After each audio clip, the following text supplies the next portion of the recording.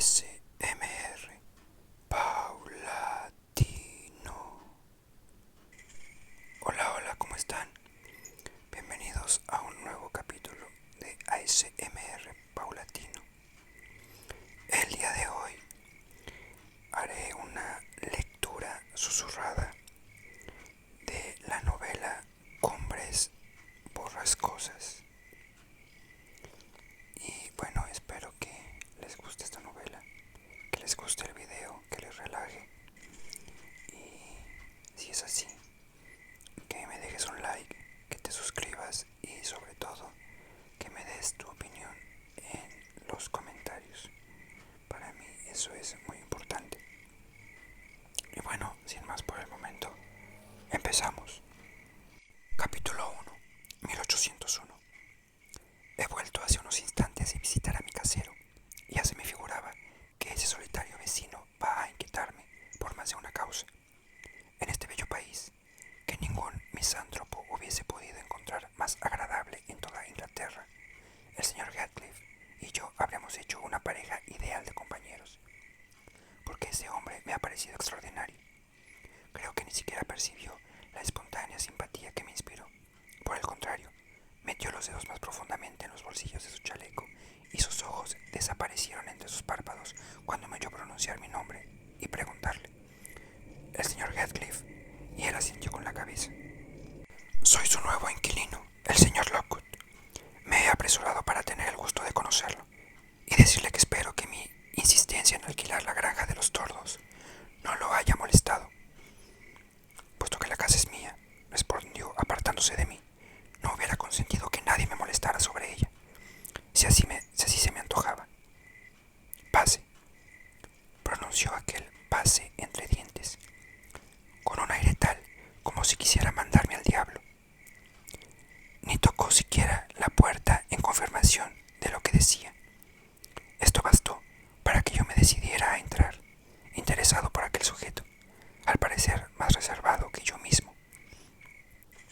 Al ver que mi caballo empujaba la barrera de la valla, él soltó la cadena de la puerta y me precedió, con torvo aspecto hacia el patio, donde dijo a gritos: «Joseph, llévate el caballo de este señor y tráenos vino». Puesto que ambas órdenes se dirigían a un solo criado, juzgué que toda la servidumbre se reducía a él. Por eso, entre las baldosas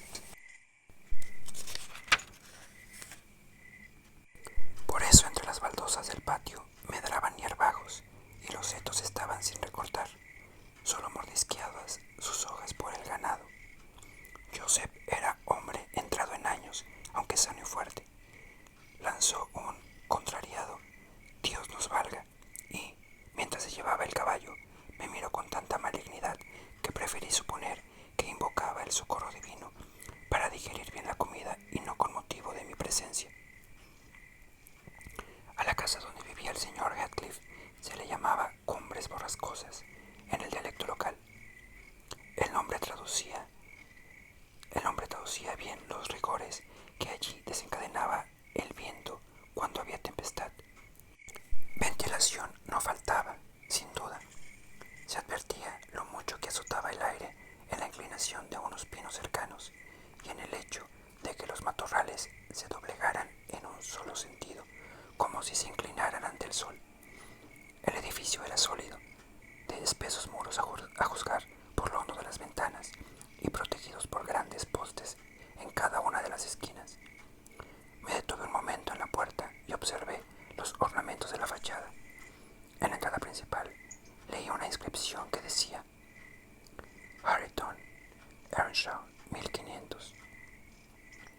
Aves carniceras de formas extrañas y niños en posturas lascivas enmarcaban la inscripción.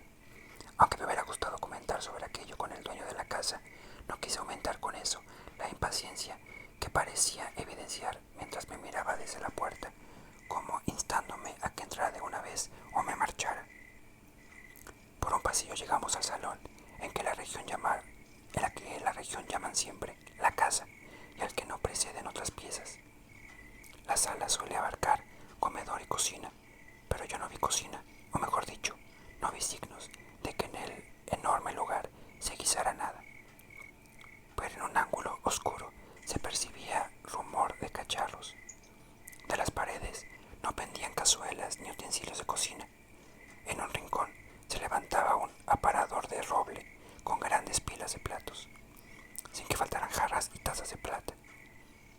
Encima del aparador había tortillas de avena y perniles curados de vaca, cerdo y carnero. Colgaban sobre la chimenea escopetas viejas de cañones herrumbrosos y unas pistolas de arzón. Se veían encima del mármol 3 tarros de vino colorido. El suelo era de piedra lisa y blanca.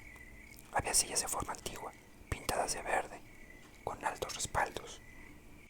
En los rincones se acurrucaban perros. Una hembra con sus cachorros se escondía bajo el aparador. Todo era muy propio de la morada de uno de los campesinos de la región, gente recia, tosca, con calzón corto y polainas. Esas salas y esos hombres sentados en ellas ante un jarro de cerveza espumante abundan en el país. Pero el señor Heathcliff contrastaba mucho con el ambiente. Su tez morena lo hacía parecer un gitano, pero tenía las maneras y la ropa de un hombre distinguido y, aunque algo descuidado en su indumentaria, su tipo era erguido y gallardo. Yo pensaba que muchos lo tendrían por soberbio y grosero y que, sin embargo, no debía ser ninguna de ambas cosas. Me pareció por instinto que su reserva precedía de su apatía por mostrar sus emociones. Debía saber disimular sus oídos y simpatías y juzgar impertinente a quien se permitiera manifestarle los suyos. Es probable que yo me aventurara mucho al atribuir a mi casero mi propio carácter. Quizá él regateara su mano al amigo ocasional por motivos muy diversos. Tal vez mi carácter sea único. Mi madre suele decirme que yo nunca tendría un hogar feliz, y lo que me ocurrió el último verano parece darle la razón, porque, hallándome en una playa donde pasaba un mes, conocí a una mujer bellísima, realmente hechicera. Aunque no le dije nada, si es cierto que los ojos hablan. Los míos debían delatar mi locura por ella. La joven lo notó y me correspondió con una mirada dulcísima. ¿Y qué hice? Con vergüenza declaro que retrocedí. Me hundí en mí mismo, como un caracol en su concha, y que cada mirada de la joven me hacía alejarme más, hasta que ella, probablemente desconcertada por mi actitud y suponiendo haber sufrido un error, persuadió a su madre de que se debían marchar. Esas brusquedades y cambios me han valido fama de cruel, sin que nadie, no siendo yo mismo, sepa cuánto error hay en ello. Heathcliff y yo nos sentamos silenciosos ante la chimenea. La perra, separándose de sus cachorros, se acercó a mí, con el hocico fruncido y enseñando sus dientes blancos. Cuando quise acariciarla, emitió un gruñido gutural.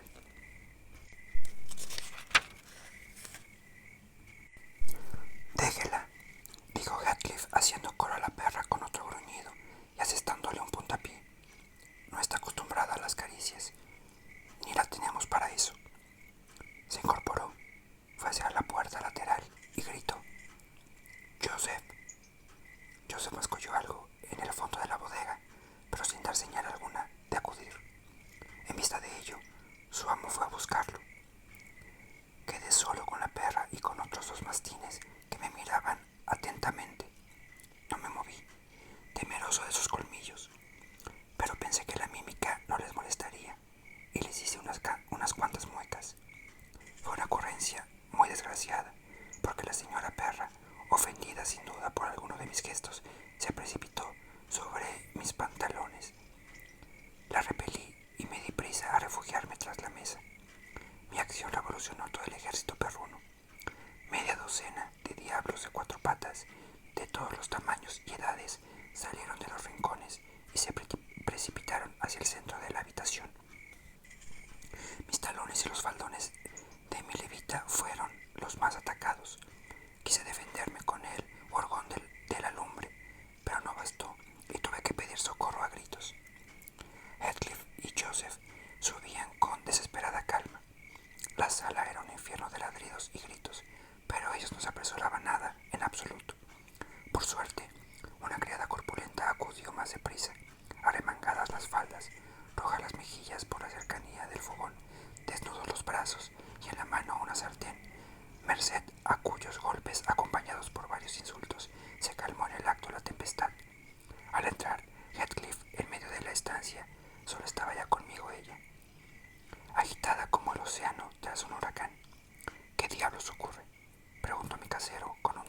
juzgué intolerable tras tan inhospitalario acogimiento.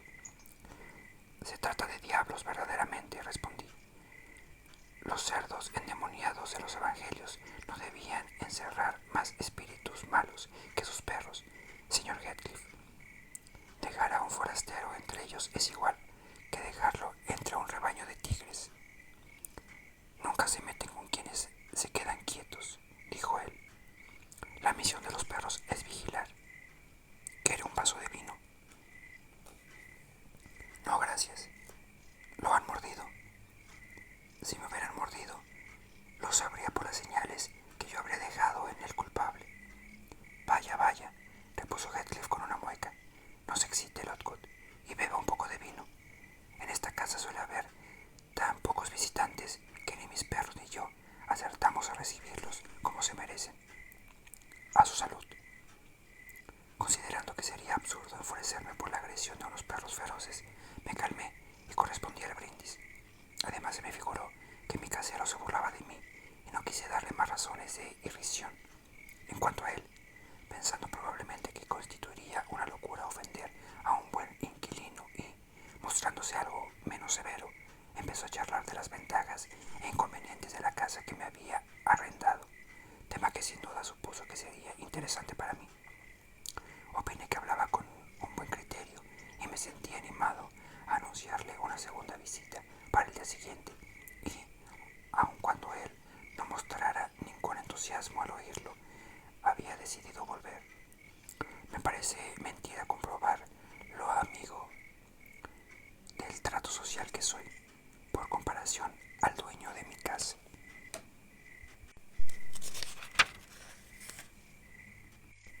Capítulo 2. Ayer por la tarde hizo frío y hubo niebla. Primero dudé entre quedarme en casa junto al fuego o dirigirme a través de ciénegas y páramos a cumbres borrascosas. Pero después de comer, advirtiendo que como de 1 a 2, ya que el ama de llaves a la que acepté al alquilar la casa como si fuera una de sus dependencias, no comprende o no quiere comprender que deseo comer a las 5. Al subir a mi cuarto, hallé en él a una criada arrodillada ante la chimenea y esforzándose en extinguir las llamas mediante masas de cenizas con las que levantaba una polvoreada infernal. Semejante espectáculo me desanimó.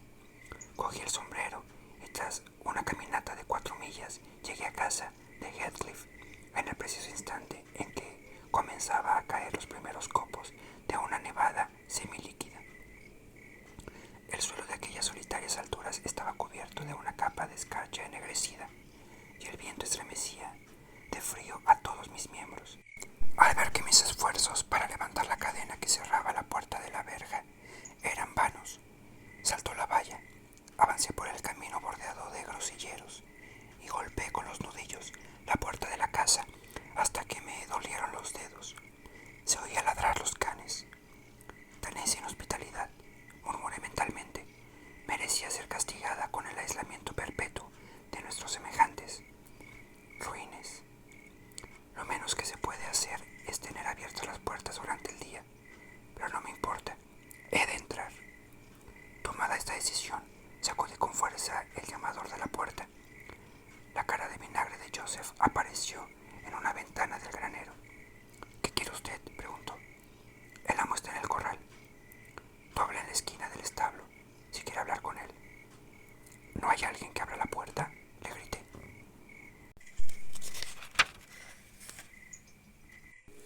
Nadie más que la señorita, y ella no le abriría aunque estuviera llamando hasta la noche. Sería inútil. ¿Por qué? No puede decirle que soy yo. Yo, no. ¿Yo qué tengo yo que ver con eso?, murmuró mientras desaparecía. Se esperaba que cayera nieve. Yo empuñaba el aldabón para volver a llamar cuando un joven sin chaqueta y llevando al hombro una horca de labranza apareció y me dijo que lo siguiera. Atravesamos un lavadero y un patio embaldosado en el que había un pozo con bomba y un palomar, y llegamos a la habitación donde había entrado el día anterior. Un inmenso fuego de carbón y leña la calentaba y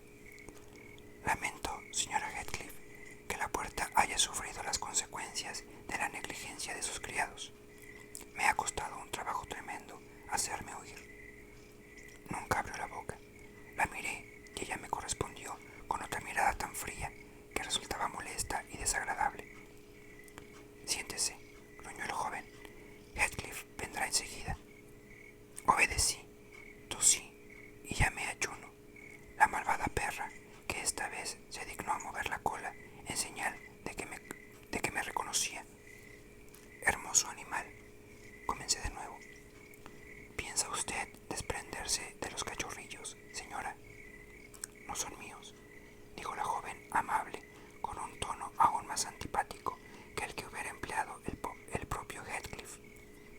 Entonces, sus favoritos eran aquellos. Proseguí volviendo la mirada hacia lo que parecía un cojín con gatitos. Una elección bastante extravagante sería elegir esos como favoritos, contestó la joven desdeñosamente. Desafortunadamente, los supuestos gatitos eran, en realidad, un montón de conejos muertos. Volví a toser, me aproximé al fuego y repetí mis comentarios sobre lo desagradable de la tarde. No debió de haber salido, dijo ella mientras se incorporaba y trataba de alcanzar dos de los tarros pintados que había de la chimenea. Pude distinguir por completo su figura a la luz de las llamas. Era muy esbelta y, al parecer, apenas había salido de la adolescencia. Estaba admirablemente formada y poseía el más lindo rostro que yo hubiera contemplado jamás. Tenía las facciones menudas, la tez muy blanca, bucles dorados que pendían sobre su cuello delicado y unos ojos que hubieran sido irresistibles de haber ofrecido una expresión agradable. Por fortuna para mi sensible corazón, aquella mirada no manifestó en aquel momento más que desdén y una especie de desesperación que resultaba increíble en unos ojos tan hermosos. Como los tarros estaban fuera de su alcance, fui a ayudarla, pero se volvió hacia mí con la expresión furiosa de un avaro a quien se pretende ayudar a encontrar su oro. No necesito su ayuda, dijo. Puedo cogerlos yo sola. Le ruego me perdone, me apresuré a contestar. ¿Fue invitado a tomar el té?, me preguntó. Se puso un delantal sobre el vestido y se sentó. Sostenía en la mano una cucharada de hojas de té que había sacado del tarro. Tomaré una taza con mucho gusto, repuse. ¿Está usted invitado?, repitió. No, dije medio sonriendo, pero no hay otra persona más indicada que usted para pedírmelo. Echó el té, con cuchara y todo, en el bote. Volvió a sentarse, frunció el entrecejo e hizo un puchero con los labios, como un niño a punto de llorar. El joven, durante esta charla, se había puesto un andrajoso gabán y en aquel momento me miró como si hubiera entre nosotros un resentimiento mortal. Yo dudaba de si aquel personaje era un criado o no. Hablaba y vestía toscamente, sin ninguno de los detalles que Heathcliff presentaba de pertenecer a una clase superior. Su cabellera castaña estaba desgreñadísima, su bigote crecía descuidadamente y sus manos eran tan toscas como las de un labrador. Pero con todo, ni sus ademanes ni el modo que tenía de tratar a la señora eran los de un criado. En la duda, preferí no conjeturar nada sobre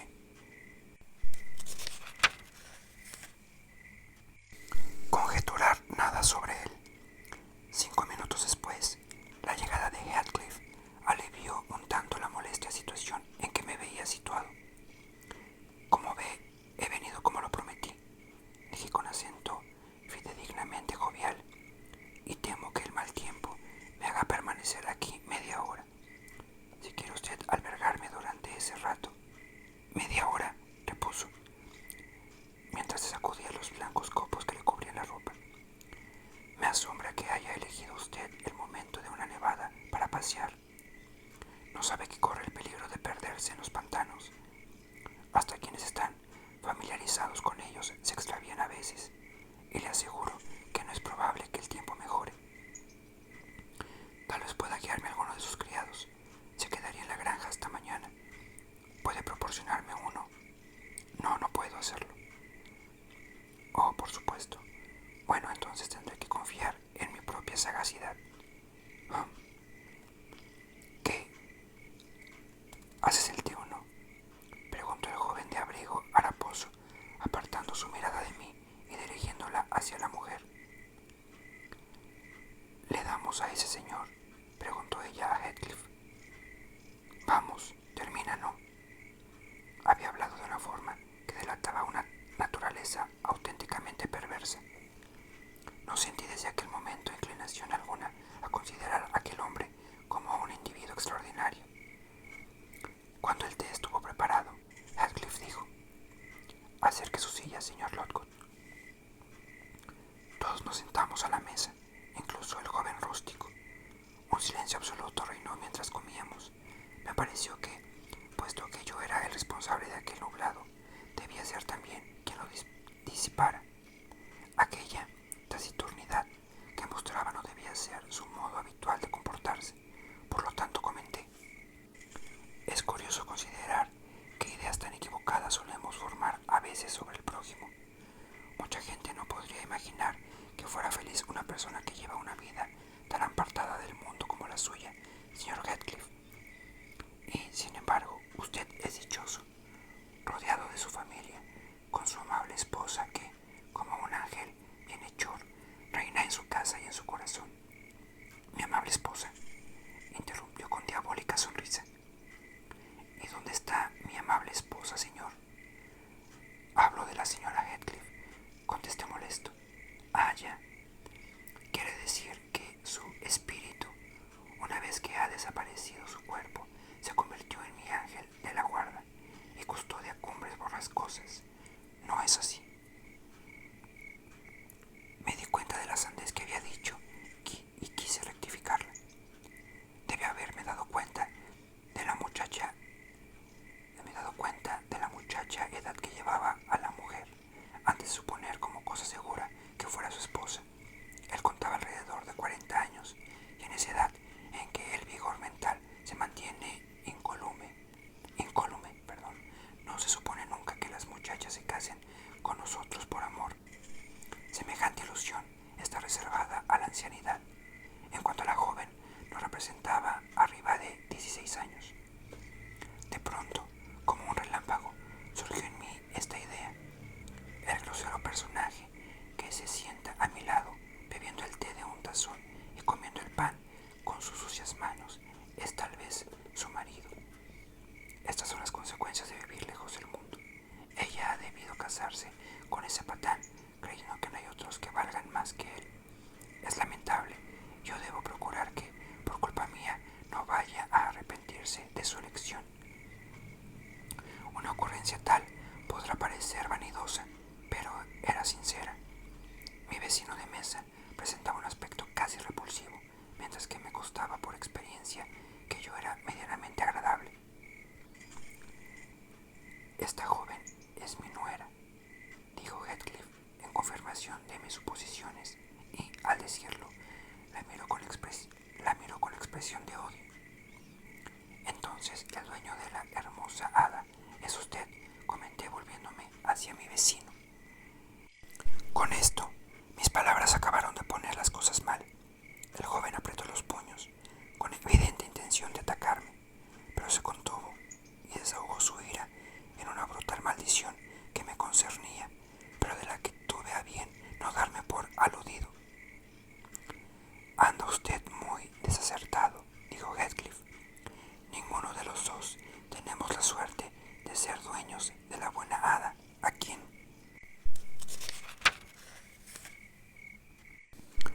usted se refiere. Su esposo ha muerto, y puesto que he dicho que era mi nuera, debe ser que estaba casada con mi hijo. De modo que ese joven es mi hijo, desde luego no». Y Heathcliff sonrió, como si fuera un disparate atribuirle la paternidad de aquel oso.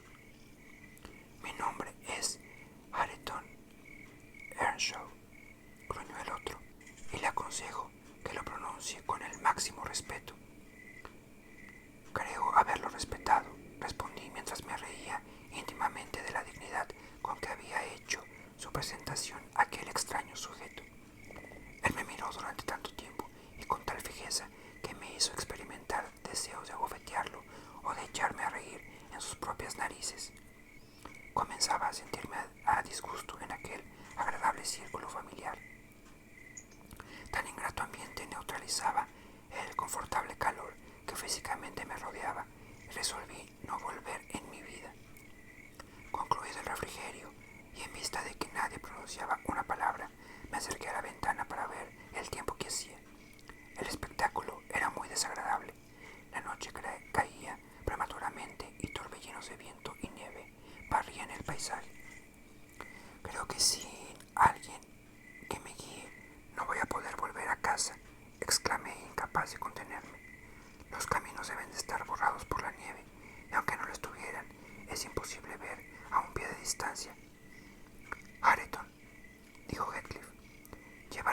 puertas a la entrada del granero y por un madero delante. Si pasan la noche en el corral, amanecerán cubiertas de nieve. ¿Cómo me las arreglaré? Continué sintiendo que mi irritación aumentaba, pero nadie contestó a esta pregunta. Pasé la mirada a mi alrededor y no vi más que a Joseph, que traía comida para los perros, y a la señora Heathcliff, que, inclinada sobre el fuego, se entretenía en quemar un paquete de fósforos que habían caído de la repisa de la chimenea al volver a poner el bote de té en su sitio. Joseph, después de vaciar el recipiente en que traía la comida de los animales, gruñó: «Me maravilla que se quede usted ahí como pasmado cuando los demás se han ido, pero con usted no valen palabras. Nunca se corregirá de sus malas costumbres y acabará yéndose al infierno de cabeza como su madre». Creí que aquel comentario iba dirigido a mí y me adelanté hacia el viejo bribón con el firme propósito de darle un puntapié y obligarlo a que se callara, pero la señora Heathcliff se me adelantó. «Viejo hipócrita, ¿no temes que el diablo te lleve cuando pronuncias su nombre? Te advierto que se lo pediré al demonio como especial favor si no dejas de provocarme. Y basta. Mira», agregó sacando un libro de un estante, «cada vez progreso más en la magia negra. Muy pronto seré maestra en la ciencia oculta. Y, para que te enteres, la vaca roja no murió por casualidad. Y tu reumatismo no es una prueba de la bondad de la providencia». «Cállese, perversa», reclamó el viejo. «Dios nos libre de todo mal». «Estás condenado», reprobó. «Sal de aquí si no quieres que te haga un mal de veras. Voy a modelar muñecos de barro o de cera que os reproduzcan a todos, y al primero que se extralimite, ya verás lo que le haré. Se acordarán de mí. Vete, que te estoy mirando». Y la linda bruja puso tal expresión de malignidad en sus ojos que Joseph salió precipitadamente, rezando y temblando mientras murmuraba: «Malvada, malvada». Presumí que la joven había querido gastar al viejo una broma lúgubre y, en cuanto nos quedamos solos, quise interesarla en mi cuita. «Señora Heathcliff», dije con seriedad, «perdone que la moleste. Una mujer con una cara como la de usted tiene necesariamente que ser buena. Indíqueme alguna señal, algún jalón de límite de propiedades que me sirva para conocer el camino de mi casa. Tengo tanta idea de por dónde se va a ella como la que usted pueda tener de por dónde se va a Londres». «Vuélvase por el mismo camino que vino», me contestó, sentándose en una silla y poniendo ante sí el libro y una bujía. «El consejo es muy simple, pero no puedo darle otro mejor.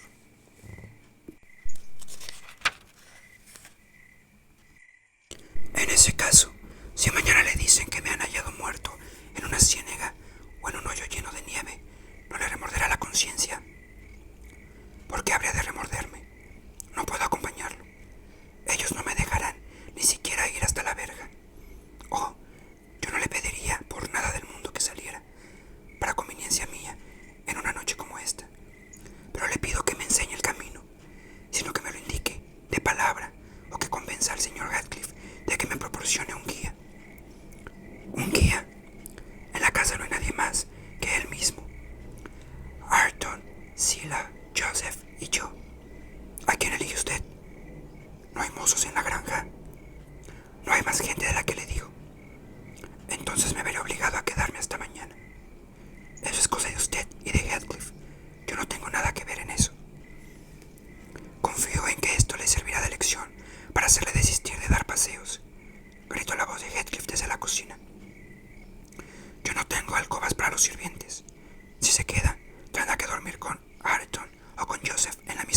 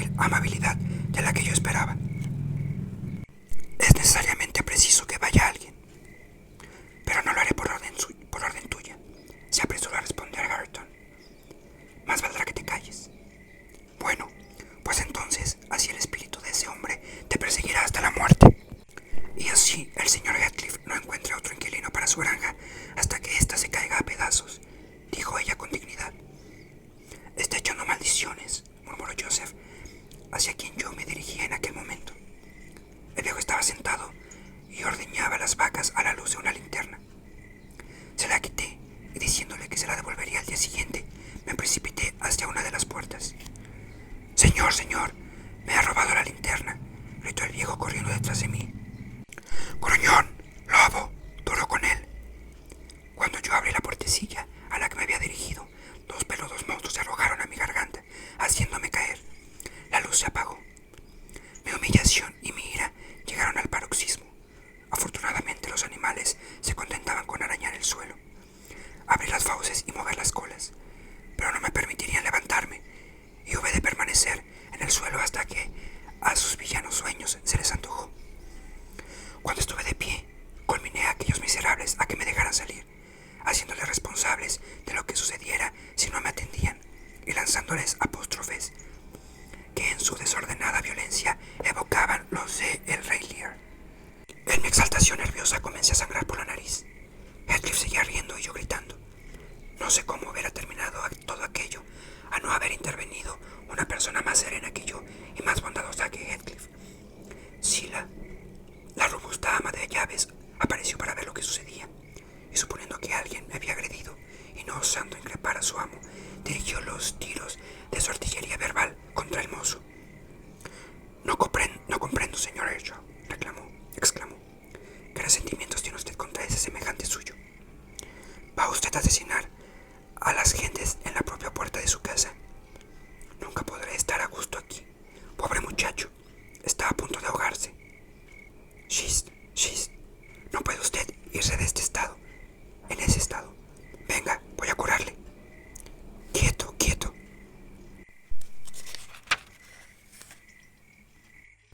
Mientras hablaba así, me vertió sobre la nuca un recipiente lleno de agua helada y luego me hizo pasar a la cocina.